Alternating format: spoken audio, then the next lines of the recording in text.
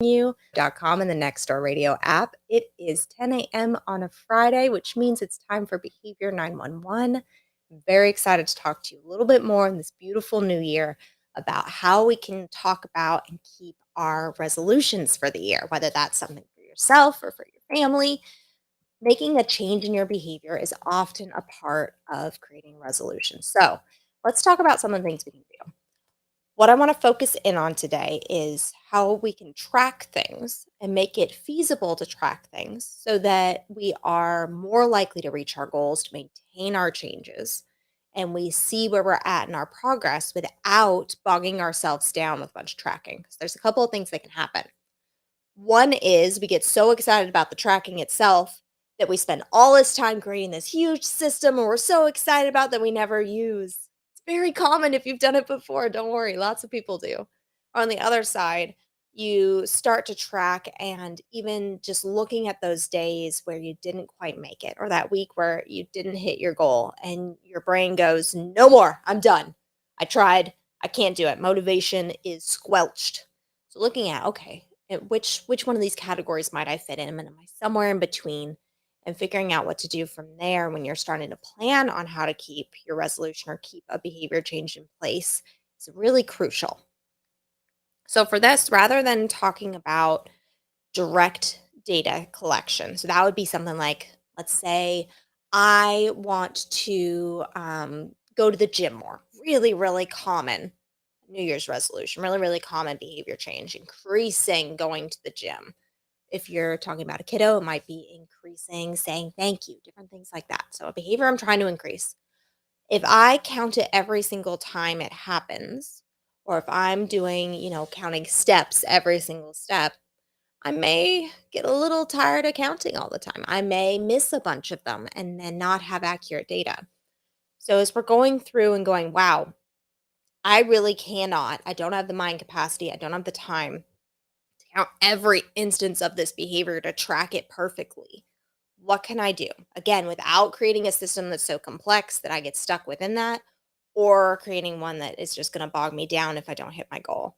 And some things we can consider going through some indirect measures. So we can talk about intervals that we're going to count for. So instead of every single step, we might count for what's going on in the whole week or what's going on across the whole day. What that can look like is collecting data based on a period of time rather than on the actual behavior in its minute little instance. So let's take a different example. Let's take mindfulness, something that's really hard to count. I want to be more mindful in 2024. Okay, how do I count an instance of mindfulness? What does that actually mean? And we can take the time to operationally define. That means put in a really strong definition of what that means for us that aligns with our values and gets us closer to our goals. And once we have that, what we want to look into is, okay, maybe it's not every instance that matters. Maybe it's, again, that span of time. So there's a couple things we can do. We could look at whole intervals. For this interval of time, did I maintain mindfulness? Did I maintain going to the gym? Did I maintain whatever it is throughout that entire period? And that period can be any amount. That period can be 10 seconds. Period can be 10 weeks. Now, what I suggest is if you make it 10 seconds, it's going to be really easy to hit, but you're going to have a lot of data to take. So you might get a little burnout on tracking things or too caught up in the tracking and forget what really matters, what the true value of this change is in your life. Thinking about, okay, maybe it's for a day or for an hour or for a week, something that's going to be manageable and allow you to get the picture of what this whole interval means. So for something like mindfulness, it may be, okay, once a day, I'm going to track this for a whole minute. And for that minute, I'm going to do my best to hit that definition. And then I can expand from there. It doesn't have to be perfect throughout the day. I'm choosing this interval. My goal is to hit that whole interval and then to cruise on. Now, let's say it's something where you want to track for the whole day. Hey, I want to be more mindful throughout the day. I can't be mindful all day. I've got stuff to do. There's a reality out there. I'm not ready for that level of mindfulness. I've got to continue with life and I've got to be able to keep it moving. But I at least want parts of my day to be more mindful. I at least want, say, to spend a little bit more time in the morning with my kids asking, what was your dream last night? Or at the end of the day, sitting at the dinner table together. Those I want those moments throughout the day. Okay. We might be looking at the interval of the whole day, but we only want parts of it. Partial interval recording could be great for that. So what I'm looking at is through this interval that I chose, again, 10 seconds, a day, a week, 10 weeks, whatever it might be, did I engage in the behavior change that I wanted to see for any part of that? This can be great for, okay, I want to go to the gym 3 times a week, but I don't really care which day. I can go, okay, my interval's a week.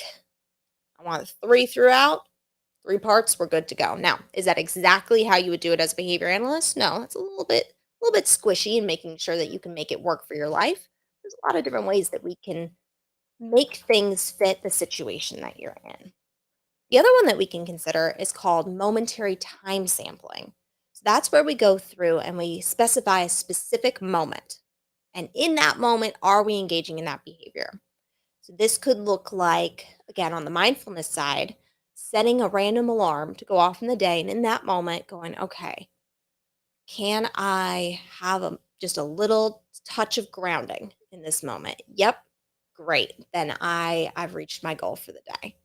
It can look like, hey, when this alarm goes off, have I been to the gym today? Maybe, maybe not. Using that little moment of touch means that you don't have to worry about it all day. You don't have to worry about continuing. You don't have to worry about having parts. It's just in that moment, that little check in moment. And if you're going to get really, really overwhelmed with collecting data to try to make sure that your behavior change is going to stick, that can be a really good one. So it's just a little one moment check in and you keep it moving. Now, this is a whole bunch of different data talk, I know. So let's talk about ways that you can track that once you have it. Of course, we've got our classic calendar. You can go through and say, yep, in this interval, I got it. Whether that's whole interval, I did it for the whole time, part, I did it for any part or moment. I did it at this specific moment when that alarm went off at the end of that interval. We can put it into a calendar. We can put it into a data tracker sheet, like something you'd make on Excel.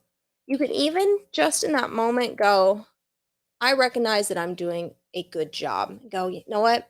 For me in this moment, I don't want to worry about tracking it. I just want to reinforce that this is continuing.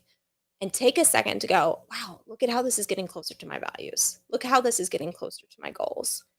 And take that moment to just help reinforce continuing this behavior change. We talked about in the last show, and of course, you can listen to all the past shows on nextdoorradio.com about how setting and trying to keep your behavior changes, your New Year's resolutions, you can run into that bump of an extinction burst. Again, go back and listen to that one to get some more. We can get ahead of that by keeping track of how much progress we're making and making sure we're applying enough reinforcement for ourselves to continue that progress. Now, reinforcement can be a cookie, it can be a high five. Those are great things, but think about what really matters. What really matters are your goals and your values, how those goals relate back to those values, and how those values relate back to your goals. So, taking those moments to go, this change, let's say again, going to the gym, wow, I am able to say, pick up my grandson because I'm going to the gym. That's what I'm working for here. Look at me go. Or I am able to walk without pain anymore. There's all sorts of different things that can relate back to the actual value, provide that reinforcement, and keep the behavior going. And again, having that tracking system and choosing how to keep data on that will help you know when and how you're going to make sure that you're receiving that reinforcement, that you're taking care of yourself, that you're applying your values forward so that you can continue through those tough moments where your motivation kind of dies back or you hit a bump in the road, you don't hit your goal and you have to get rolling again. You got to get that momentum going again. All sorts of different things to consider when you're putting together programs for behavior change. Of course, if you have any questions, you are welcome to contact me. My name, again, is Kellie Syfan. I am from Clove Hitch Behavior, a farm based company in Franklinton, North Carolina. I help with fears and phobias, tantrums and meltdowns, and behaviors resulting from trauma. I'm more than happy to do a call at any time. You can go on my website, chbehavior.com, and schedule a free 30-minute call with me, or you can call or text 919 579 6192. Now, what I want to leave you with today is with all of this science of behavior, with all these different things, we can set up the perfect looking program and it can still be really tough to make and keep these changes. Know that you're likely to hit that extinction burst moment. Know that as you're going through and working on providing reinforcement for this change, that your values may shift or your brain may try to block you a little bit. So, making sure you have everything set up where you're taking data in a way that's going to help you continue and help you see your progress is going to help you maintain and keep your goals moving forward. Thank you so much for joining me today on Behavior 911. This is Next Door Radio, nextdoorradio.com, and the Next Door Radio app. All will see you next week on Friday at 10 a.m. I'll see you then.